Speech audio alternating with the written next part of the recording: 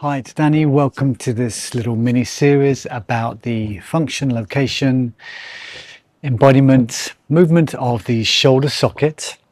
So just feel your right arm move across your body. Let's feel some adduction and abduction, moving towards and past the midline, moving away from your body. This can be higher or lower.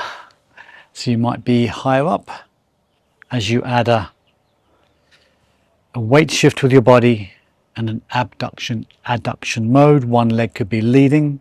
You can see how this might relate to tennis, golf swing, throwing a punch. Let's change over. Let's move into abduction of the left side. It's nice that it's a bit of a dance, so you're moving your whole body. You can keep on one leg and bring some balance in.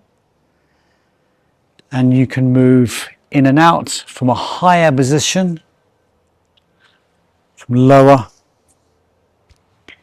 abducting. Let's do a little together.